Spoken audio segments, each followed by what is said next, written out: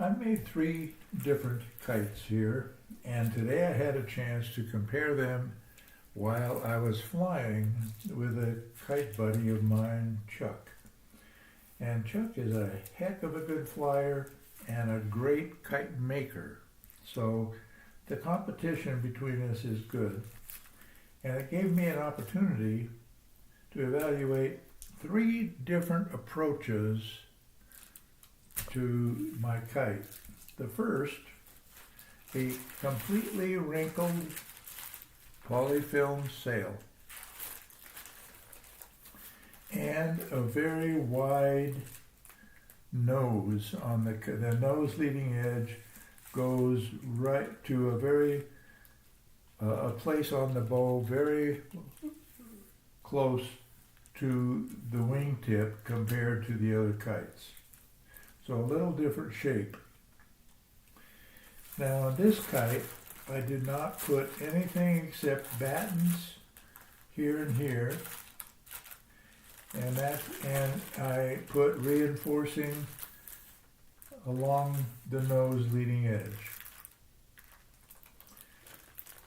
This kite surprised me in that it was much faster than I expected it to be, because wrinkled sails typically slow the kite down. And although this kite might have been slower than the same kite with a smooth sail, I didn't have that to compare.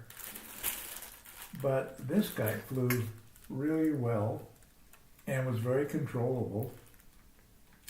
And one thing I noticed that I've never noticed before on a sail with a kite with a wrinkled sail. The wrinkles, although they are in some ways, they soften the material of the sail. By wrinkling it, it makes it a little bit softer and it flies very quietly. But below the wingtips, along the trailing edge, it appears to me that the wrinkles actually stiffen the sail because it has a different shape when the wind hits the sail than this kite or this kite, both with smooth polyfilm sails. So that's one thing I wanted to share with you. The other is, on this kite, smooth sail, I put 4 battens parallel to the spine, but on this batten closest to the spine, I put a strip of 2-inch wide packing tape along each side. The packing tape is clear, so I'm not sure you could actually see it here in the video, but it really did make a difference in the way the kite performed. It did stiffen the lower part of the sail like I wanted it to, and it was quite noticeable that it also enhanced the turning or spinning of the kite, made the spin or the turn quicker, entered it quicker.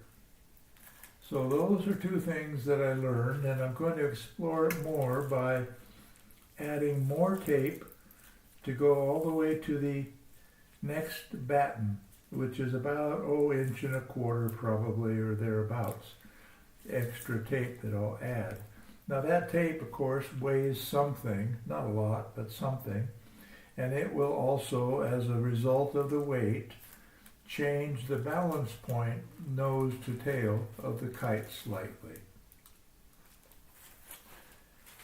The other kite that I flew today also flew well, but this kite I have, and again, I don't know if you can see it, but it's clear packing tape that I put between both battens, but I put it only along the trailing edge and 2 inches up. So it's 2 inches up here, here, and here. That's where the tape is on both sides. This kite flew beautifully, and I think what it told me is if I extend this stiffness between these two battens, it might fly better. I'm going to try that next. Very similar to what I'm going to do on this kite.